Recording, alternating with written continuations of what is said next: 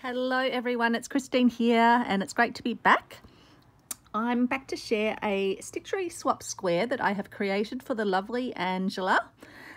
So Angela is someone that reached out to me when I posted that video now sort of a month and a half ago, letting people know that I was taking part in the Great Big Little Stitchery Swap, which is being hosted by Annie Claxton of Arty Farty Annie. You can check out her channel in the link from the description of this video. And Angela reached out and said she'd love to do a swap. And so I asked Angela a little bit about herself, what she likes in terms of colours and what her favourite sort of hobbies or pastimes were. So Angela told me that she loves the colour purple. She loves all textiles, knitting, crocheting, junk journaling, scrapbooking, card making, machine embroidery and sewing purses. And so I decided to make a piece for her that had the colour purple really prominent, as you can tell. And I decided to incorporate a fun little miniature purse as part of the composition. So let's start first with what you see when you first look at the square. So I used a lovely piece of purple fabric, which you might have seen in, depending which order the videos go out, depending which order people get their things. I've used some small parts of this fabric in some other squares, and it's just a beautiful design with what look like sort of daisies and foliage and little blooms on it. And then I fussy cut out off the side of a piece of fabric. I'm just looking to see if I can see it sitting nearby. Yes, it's here.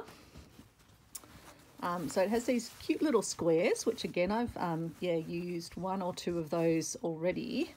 But it just happened to have some little pieces at the side that were only partial shapes of them, but you can never throw these little bits out because they're perfect to use, for example, on the side of a piece. And that's what I did. I just cut out and cut around the two little pansy clusters, and then I've overstitched them with thread. So the threads that I've used has been this Orifil made in Italy, 100% cotton, number 28. Yeah, and it's lovely. It's a variegated, but it's a beautiful fine cotton to work with. So I actually really like working with it, and it's variegated. So when you use it, you get that sort of little bit of colour variation, which actually looks like the sheen that you get off petals. Now let's see if my camera will actually, maybe it doesn't want to focus up that close. I'm not sure.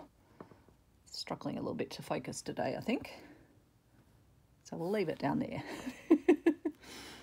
And then I used some regular sewing cotton that I got from Alex's mum. So that's just from her collection, and another lighter one that I used as well.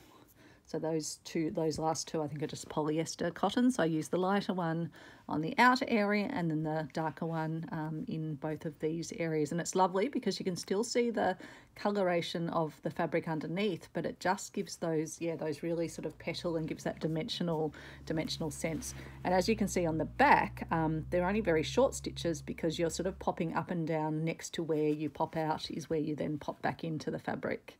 Otherwise you'd end up with lots of long stitches on the back and you're wasting your thread. And so I did the same up in this section. Let's see if it will focus a bit better. I don't think it wants to focus. Maybe I've got it too low to the table already, so I'll just leave it down in view. And then I used a vintage green, which is a really lovely, it's got a beautiful sheen on it. It's I think it's a synthetic.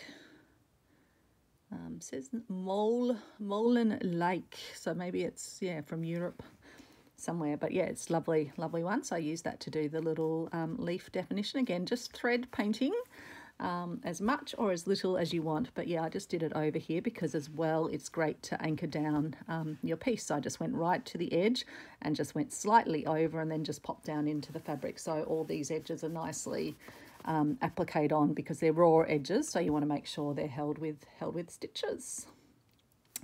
I've then just done a simple little over stitch all the way around.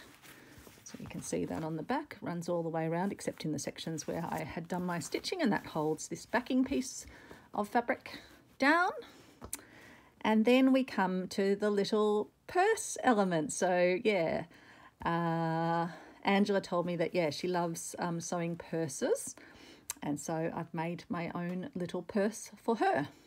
And I've used this beautiful Japanese style fabric because it has those gorgeous purples on it. But I thought, again, it's just got that lovely fat flower element. And I like how the eye is kind of drawn in this direction. I wanted to leave the background quite plain. I was thinking, oh, do I put some sequins or beads on? But I feel like there's enough on the piece with these elements. So leave a bit of space around it for the piece to breathe. So I've used one of my little antique mother of pearl buttons here. And some of just this secondhand crochet yarn that I got. And I've used that to make a little tie. And again, using my button as the little tie, like the little legal files. So that's just the crochet yarn, which is just attached from the back. And when you open it up, you get a little envelope. And so inside I've used one of my Kathy Holden little printed fabric pictures. It says, I think, like extract or extrait violet or violet in French, and got lovely little violets around. So again, that purple theme. Used a piece of vintage fabric in here, which has lovely purple and white and almost like slightly burgundy colours on it. And yeah, I've made myself a little envelope. So using a rectangle, which I then lined with this fabric after I'd stitched on the embellishment bits. And then, yeah, this is all stitched together, and I've then folded it up and put little chain stitches with my Wonderfil razzle thread from Sue Spargo, and I've done chain stitching down here. And I also just put a little slit in the rectangle here and folded these two pieces down to get that lovely little shape there. And then I'll give you a little look in the envelope if the camera will focus, yep. And then out of the little pocket comes this little hexagon. So it is actually little hexagons if the camera wants to play ball, doesn't want me to come that close up. Made out of this very, very vivid fabric. So it's a vivid fabric with beautiful, beautiful birds on it. So I thought that was a bit of fun. And then the Wonderfil razzle thread, when it sort of gets an end bit, it does this lovely sort of tufting thing. And so, yeah, I've got this looking very, very tufty and fluffy, which is lovely. And on the back of that, I've got my little French laundry labels spelling out Love Sion. I've just got a singular piece of fabric from that same fabric collection, and I've stitched all around with the Wonderfil razzle thread as well, and put a little metallic flower on and tied a French knot to anchor that in place. And that's where I'll be putting a little note for Angela as well. So that is the piece, and I hope it brings Angela a lovely little smile. I've had such fun creating these pieces. I also put some decorative stitching with the razzle thread across here.